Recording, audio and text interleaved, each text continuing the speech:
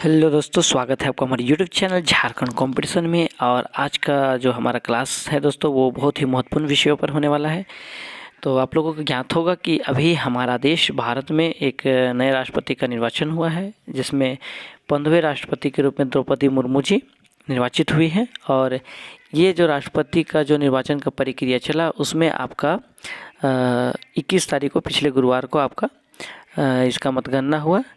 तो चलिए हम आज द्रौपदी मुर्मू से जुड़ी हुई सारे बातों का हम लोग यहाँ व्याख्या करेंगे, जो कि आपको जितने भी कंपटीशन या प्रतियोगिता परीक्षाएं हैं उनके लिए काफ़ी महत्वपूर्ण होने वाली है। तो चलिए सबसे पहले हम आज ये चुनाव की जो नतीजे हैं उस पर चर्चा करें। तो पहले मैं आप लोगों को ये बतला दूँ दोस्तों कि ये जो आपका राष्ट्रपति जो चुनाव है, ये आपका एक एकल संक्रमणीय मत पद्धति से गुप्त मतदान द्वारा इनका चुनाव होता है। लेकिन ये जो पद्धति है वो गुप्त रूप से होता है और उसका एक वेटेज होता है। हर एक वोटर का एक एक वेटेज के अनुसार यहाँ रेफरेंस के आधार पर आपको वोट का वैल्यू मिलते जाता है, ठीक है। लेकिन बहुत विस्तृत तरीके से मैं इसमें चर्चा नहीं करना चाहता हूँ, क्योंकि ये लंबा विषय है पॉलिटिकल साइंस का, उसमें आपको इसका विस्तृत ये मिल जाएगा। लेकिन मैं थोड़ा सा जानकारी दे दूँ आपको कि ये अनुच्छेद 54 के अनुसार राष्ट्रपति का निर्वाचन एक निर्वाचन मंडल द्वारा होता है, जिसमें निम्न शामिल होते हैं। कौन कौन राष्ट्रपति के चुनाव में शामिल हो सकते हैं उसको हम लोग थोड़ा सा ध्यान दे देते हैं। संसद के दोनों सदनों के निर्वाचित सदस्य। संसद के दो सदन क्या क्या है दोस्तों? लोकसभा और राज्यसभा। लोकसभा और राज्यसभा में जितने भी सदस्य, ऐसे सदस्य जो निर्वाचित होते हैं, मनोनीत नहीं, जो भी निर्वाचित सदस्य उनको, साथ ही आपका राज्य विधानसभाओं के राज्य विधानसभा में जितने भी निर्वाचित सदस्य वे सब, इसके अलावा 17वें संविधान संशोधन अधिनियम 1992 द्वारा केंद्र शासित प्रदेश दिल्ली एवं पुदुचेरी के निर्वाचित सदस्यों को भी शामिल किया गया। मतलब इन देशों के भी निर्वाचित सदस्यों को भी राष्ट्रपति चुनाव के लिए वोट देने का अधिकार दिया गया और इन वोटों के आधार पर राष्ट्रपति का चुनाव होता है। तो चलिए चुनावी नतीजे पर हम लोग चर्चा करते हैं कि 1/3 समर्थन जुटा पाए यशवंत, सबसे हेडलाइन में था, मतलब कि जितना भी वोट था उसका 1/3 ही मात्र ला पाए यशवंत सिन्हा। आप लोगों को पता होगा कि द्रौपदी मुर्मू जो राष्ट्रपति चुनाव के लिए प्रत्याशी के रूप में खड़ी हुई थे, उनके विरोध में यशवंत सिन्हा यूपीए की तरफ से खड़ा हुए थे, ठीक है। तो आपको टोटल जो वोट का वैल्यू है, जो भी टोटल का वोट का वैल्यू है, उसमें से 64.03% द्रौपदी मुर्मू को मिला और यशवंत सिन्हा को मात्र 35.97% ही मिला। द्रौपदी मुर्मू का कुल वोट का वैल्यू कितना था? 6,76,803, जबकि आपका यशवंत सिन्हा का मात्र 3,80,177 वोट का वैल्यू मिला, ठीक है। चलिए आगे देखते हैं कि अब द्रौपदी मुर्मू को जीत क्लियर हो चुका है, तब द्रौपदी मुर्मू राष्ट्रपति के रूप में कब शपथ लेने वाली है? 25 जुलाई को शपथ लेंगे, ठीक है। देखिए इससे जुड़ी कुछ और महत्वपूर्ण बातें हैं, उस पर हम लोग चर्चा करते हैं कि 99.1% हुआ था चुनाव में मतदान। कहने का मतलब है कि जितना भी चुनाव के लिए यहाँ जो हम लोग पढ़े यहाँ पे कि क्या कौन कौन लोग चुनाव कर सकते हैं, तो जितना भी वोट पड़ना चाहिए था उसमें से 99.18% चुनाव हुआ, जिसमें से 15 सांसदों के मत अवैध घोषित किए गए। किसी कारण ये 15 सांसदों का मत को अवैध रूप से फर्जी माना गया, उन लोग को रद्द कर दिया गया। 17 विपक्षी सांसदों ने की क्रॉस वोटिंग करने का मतलब हुआ कि सीधा यहाँ समझ सकते हैं कि अगर मान लीजिए कोई कांग्रेस पार्टी का है और वो बीजेपी पार्टी में है, जैसे आपका द्रौपदी मुर्मू बीजेपी की तरफ से उठी थी, तो बीजेपी वाला को अगर वोट मिल जाता है किसी अदर पार्टी द्वारा, तब उसको हम लोग बोलते हैं क्रॉस वोटिंग, ठीक है। तो ये 17 विपक्षी सांसदों ने की क्रॉस वोटिंग, ये द्रौपदी मुर्मू के पक्ष में मिला है। 8 सांसदों ने चुनाव में नहीं डाला था वोट। अब कितने सांसद चुनाव में वोट नहीं डाले थे? 8 सांसदों थे, वो चुनाव में वोट नहीं डाले थे, ठीक है। तो ये जो है आपका द्रौपदी मुर्मू की 15वीं राष्ट्रपति निर्वाचित हुई। निर्वाचन से संबंधित जो मुख्य बिंदु थे आपको, उस पर मैं आप लोगों को एक नज़र दिखा दिया। और इससे जुड़े बहुत से सवाल भी आपके बन सकते हैं कि कितने परसेंट वोट मिले थे, कितने परसेंट है आपको वोट हुआ था, कितने ये ने भाग नहीं लिया, कितना क्रॉस वोटिंग हुई, बहुत से सवाल बन सकते हैं ऐसे से, जो आपके प्रतियोगिता पर आने वाला ये प्रतियोगिता परीक्षाओं के लिए काफ़ी उपयोगी साबित हो सकता है। चलिए आगे बात करते हैं कुछ महत्वपूर्ण बिंदुओं को। एक साथ 5 नए कीर्तिमान, आपका न्यूज़पेपर में भी आपको मिल जाएगा ये सब, बहुत ही महत्वपूर्ण था इसमें। क्या क्या कीर्तिमान इन्होंने बनाए उसको देखिए। देश को मिला सबसे युवा राष्ट्रपति, मतलब अभी तक जितने भी राष्ट्रपति हमारे देश के बने हैं उसमें से सबसे युवा या सबसे कम उम्र की कौन है? अभी हमारी द्रौपदी मुर्मू। इससे पहले ये रिकॉर्ड नीलम संजीव रेड्डी के नाम था। चलिए हम एग्जैक्ट पता करेंगे कितना उम्र क्या था। अभी इनके बारे में जब जीवनी हम लोग पढ़ना स्टार्ट करेंगे तो हम लोग बतला देंगे आप लोगों के कितनी उम्र में ये एक्चुअली में 64 वर्ष 1 साल 64 वर्ष 1 महीना कुछ दिन की हुई है जब ये राष्ट्रपति के लिए निर्वाचित हुई है द्रौपदी मुर्मू। उसका डिटेल आगे देखेंगे हम लोग। दूसरा में कि पहली आदिवासी नेता जो बनी राष्ट्रपति, पहली ऐसी आदिवासी नेता है द्रौपदी मुर्मू जो राष्ट्रपति के पद पर निर्वाचित हुई है। तीसरा पॉइंट है कि आज़ाद भारत में पैदा होने वाली पहली राष्ट्रपति, मतलब भारत आज़ाद आपका कब हुआ? 1947 में। उसके बाद जन्मने वाली पहली ऐसी व्यक्ति है जो भारत का राष्ट्रपति बनी है। ठीक है।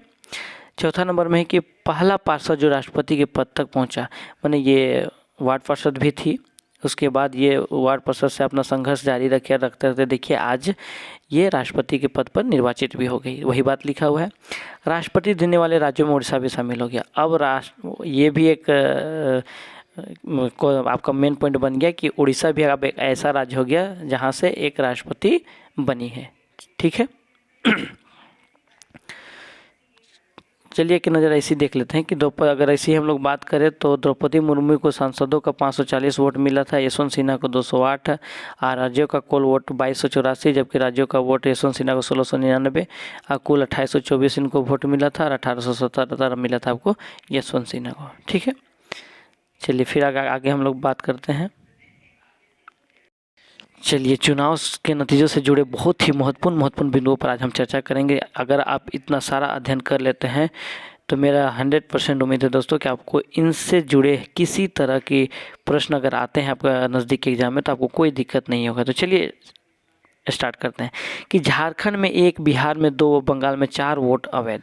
कहाँ कहाँ के वोट अवैध मिले? झारखंड में 1, बिहार में 2 व बंगाल के 4 वोट अवैध पाए गए। झारखंड में देखिए आपको टोटल 70 वोट मिले जिसका वैल्यू 12,320 के बराबर था। ठीक है। जबकि यशवंत सिन्हा को झारखंड में मात्र 9 वोट मिले। कितने वोट मिले? 9 वोट। तो देखिए दोस्तों झारखंड का भी नज़दीकी नाम आपका झारखंड SSC CGL भी पहुंचा हुआ है। किस तारीख को आपका अभी उत्पाद सिपाही का भी होने वाला है, बहुत सा एग्जाम अभी भरा भी रहा है। तो उस दृष्टि से भी आप इस पॉइंट को जरूर याद रखें कि झारखंड में द्रौपदी मुर्मू को टोटल 70 वोट मिले और 9 वोट मिले आपको कितना? किसको मिले? यशवंत सिन्हा को। ठीक है। और इसका वैल्यू कितना है? 12,320 और इसका 1584। ठीक है। बिहार में 133, बंगाल में 71। ठीक है। चलिए अब और कुछ महत्वपूर्ण बिंदु है उस पर हम लोग चर्चा करते हैं कि आंध्र प्रदेश व नागालैंड के सभी विधायकों ने मुर्मू के पक्ष में किया मतदान। ठीक है। आंध्र प्रदेश व नागालैंड के सभी विधायक, आंध्र प्रदेश जो आपका स्टेट है और नागालैंड का जो स्टेट है, सभी विधायक ने मुर्मू के पक्ष में किया मतदान। ये जितने भी आपका विधायक हैं आंध्र प्रदेश और नागालैंड के, सभी ने द्रौपदी मुर्मू के पक्ष में मतदान किया। दूसरा में कि केरल के एक विधायक को छोड़कर सभी ने यशवंत सिन्हा को वोट दिया। अगर हम लोग यहीं केरल का बात करें, ठीक इसका अपोजिट कि एक विधायक अगर आप छोड़ दें तो बाकी जितने भी वोटर थे सभी ने यशवंत सिन्हा को वोट दिया। तीसरा पॉइंट में यशवंत को अपने गृह राज्य झारखंड में 81 में से केवल 9 विधायकों को वोट मिला। ठीक है। यशवंत सिन्हा अपने गृह राज्य, उनका घर कहाँ है? आपका झारखंड स्टेट ही पड़ता है और उनको मात्र कितना वोट मिले? यहाँ से 9 वोट मिला। द्रौपदी मुर्मू को अपने गृह राज्य उड़ीसा में 147 में से 137 विधायकों के वोट हासिल हुए। ठीक है। टोटल 147 में 137 उनको वोट हासिल हुए, मात्र वहाँ से 10 वोट इनको रह गया। ठीक है। बहुत ही महत्वपूर्ण बिंदु यहाँ पे मैं आप लोगों को चर्चा कर रहा हूँ ताकि कुछ भी आपको ना छूटे। चलिए थोड़ा सा कुछ महत्वपूर्ण बिंदु और है उस पर हम लोग चर्चा करते हैं कि मुर्मू देश की दूसरी महिला राष्ट्रपति निर्वाचित हुई है। पहले प्रतिभा पाटिल पहली रह गई है और दूसरा कौन हो गया? आपकी द्रौपदी मुर्मू, दूसरी महिला। और वह सबसे कम उम्र में राष्ट्रपति 64 साल 1 माह 6 दिन हुआ था तब ये निर्वाचित हुई है। इससे पहले नीलम संजीव रेड्डी जो 64 साल 2 माह 6 दिन, बहुत ज़्यादा फर्क नहीं है, इसलिए मैं थोड़ा सा डिटेल में बता दिया कि उम्र में इस पद पर पहुँचे हैं। ठीक है। चलिए अब हम लोग थोड़ा सा बात करते हैं द्रौपदी मुर्मू जी की, थोड़ी सी जीवनी हम लोग थोड़ा सा चर्चा करते हैं। ठीक है। तो चलिए सबसे पहले देखते हैं कि द्रौपदी मुर्मू जी का जन्म 20 जून 1958 को रायरंगपुर उड़ीसा में हुआ था। इनके पिता का नाम बिरिंची नारायण टुडू था। इनके माता का नाम सिनगो टुडू था। इनकी शिक्षा ग्रेजुएट तक हुई है। 1997 में ये पार्षद बनी थी, वार्ड पार्षद। 2000 में उड़ीसा में विधायक बनी और 2000 से 4 तक उड़ीसा में मंत्री भी रही। और 2007 में सर्वश्रेष्ठ विधायक के लिए इन्हें नीलकंठ पुरस्कार से भी सम्मानित किया गया। और 2015 से लेके 2021 कितना साल हो गया, 16, 17, 18, 19, 20, 21 मतलब 5-6 साल के लिए आपका झारखंड में ये राज्यपाल भी रही थी। ठीक है, क्लियर है। चलिए अब इनका कुछ जीवनी उस पर हम लोग चर्चा करते हैं। खपरेल के मकान में जन्म। उड़ीसा के मयूरभंज जिले के ऊपरवाड़ा गांव में खपरेल के मकान में इनका जन्म हुआ था। वह कमरा आज भी सुरक्षित है। पिता विरंची नारायण टुडू कौन थे, ग्राम प्रधान थे, गांव के प्रधान थे वो। ठीक है, दूसरा पॉइंट में है कि 1979 में बनी क्लर्क। 1979 में भुवनेश्वर के रामा देवी महिला कॉलेज से बीए करने के बाद ओडिशा सरकार के सिंचाई विभाग में जूनियर सहायक क्लर्क बनी थी और जूनियर सहायक क्लर्क के रूप में कार्य भी की थी। चलिए अगला पॉइंट देखते हैं कि शिक्षिका बनी पर सैलरी नहीं ली। परिवार के दबाव के बाद नौकरी भी छोड़ दी इन्होंने। रायरंगपुर के Shri Aurobindo integral education centre में सहायक शिक्षिका भी बनी, लेकिन उन्होंने सैलरी उसके लिए इन्होंने नहीं लिया, कभी नहीं लेती थी। आगे राजनीति में आई, वार्ड पार्षद बनी। फिर 1997 में ये राजनीति में अपना कदम रखी और रायरंगपुर नगर पंचायत की वार्ड पार्षद चुनी गई। क्या चुनी गई, वार्ड पार्षद चुनी गई। इसके बाद 2000 में पहली बार रायरंगपुर सीट से इन्होंने, कहाँ से, ये इम्पोर्टेंट है आपको लिए, कि रायरंगपुर सीट से ये विधायक बनी। ठीक है, अब ये कौन है, अब द्रौपदी मुर्मू अब देश की नई राष्ट्रपति हैं। ठीक है, चलिए कुछ और महत्वपूर्ण इनके जीवनी से जुड़ी बातें हैं, उन पर हम लोग चर्चा करते हैं। बेटे व पति की मौत से टूट गई थी अध्यात्म से जुड़ी। कहने का मतलब जब इनके बेटे और पति की मौत होगी उसके बाद इन्होंने अध्यात्म का रास्ता अपना लिया। देखिए इनका चलिए इन पर थोड़ा सा विस्तृत व्याख्या करते हैं कि श्रीमती मुर्मू का विवाह कुसमी ब्लॉक के पहाड़पुर निवासी बैंक मैनेजर, कहाँ के, कुसमू ब्लॉक के पहाड़पुर निवासी बैंक मैनेजर श्याम चरण मुर्मू से हुआ था इनका विवाह। ठीक है, उनकी 3 संतानें हुई थी, इसमें से 2 पुत्र लक्ष्मण सिपुन और पुत्री एक है इतिश्री। मुर्मू का व्यक्तिगत जीवन त्रासदी भरा रहा। उन्होंने असमय ही अपने पति व दोनों बेटों को खो दिया। 25 अक्टूबर 2010 को बड़े बेटे की मौत भुवनेश्वर में हो गई। ठीक है, 2010 में एक बड़े बेटे को खो दिए। इसके बाद 2 जनवरी 2013 को छोटे बेटे की सड़क दुर्घटना में मौत भी हो गई। कुछ दिन बाद माँ भी इनकी चल बसी। कुछ दिन बाद 1 अगस्त 2014 को पति को बीमारी से निधन हो गया। इसके बाद वो पूरी तरह से टूट गई। इसके बाद उन्होंने आध्यात्म, सामाजिक और भलाई का रास्ता का मार्ग चुना। ठीक है, इनका पारिवारिक अगर हम लोग बात करें कि हस्बैंड का नाम, पिता पुत्र का नाम भी, तो वो भी आपको क्लियर हो चुका है। इससे भी जुड़े अगर आपको किसी तरह का भी सवाल आता है तो आप इजीली सॉल्व कर सकते हैं। चलिए अगला देखते हैं कि ग्राम प्रधान थे, पिता खेती कर चलाते थे परिवार। मुर्मू का जन्म उड़ीसा के मयूरभंज जिले के कुसमी ब्लॉक अंतर्गत ऊपर बेड़ा पंचायत के ऊपर बेड़ा गाँव के बैदा पोसी टोली में 20 जून 1958 को हुआ था। उनके पिता बेची नारायण टुडू व माता सिनगो टुडू थी। और मुर्मू के 2 भाई भगत टुडू, मुर्मू के 2 भाई भी थे, एक थे भगत टुडू व तरिन सेन टुडू। पिता ग्राम प्रधान थे जो खेती कर परिवार का गुजारा करते थे, गांव के प्रधान भी थे। ठीक है, चलिए अगला देखते हैं हम लोग कि संथाल परंपरा से दादी का नाम मिला।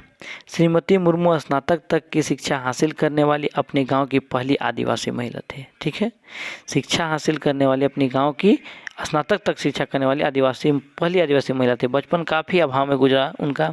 उन्होंने बैदा पोसी के पास ऊपर बेड़ा गांव के स्कूल में प्रारंभिक शिक्षा भी ली। शिक्षक ने स्कूल में दाखिल के समय उनका नाम द्रौपदी लिखा था। नामकरण से जुड़ा तथ्य यह भी है कि मुर्मू का नाम आदिवासियों की परंपरा के तहत रखा गया। उनकी दादी का नाम द्रौपदी था, इसलिए गाँव और परिवार के लोग उन्हें उनकी दादी के नाम से पुकारते थे।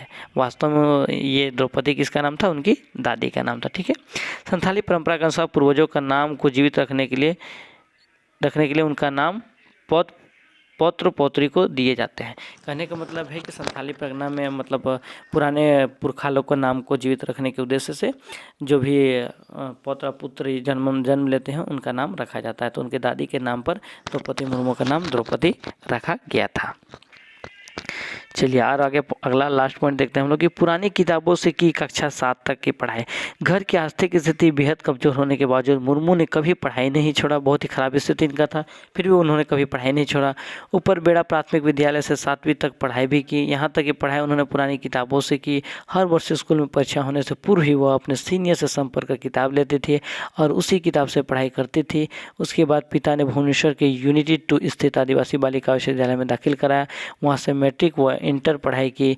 भुवनेश्वर में ही रहकर रामदेवी कॉलेज से उन्होंने 1979 में स्नातक किया।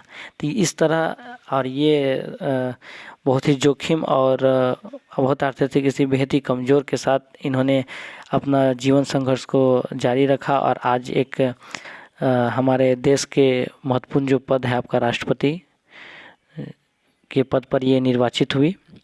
और द्रौपदी मुर्मू, और इनसे जुड़े हर तरह के सवाल या किसी तरह का भी सवाल अगर आपको आता है तो आप इजीली सॉल्व कर सकते हैं। तो आज के क्लास यहीं समाप्त करते हैं। जय हिंद, जय भारत, जोहार।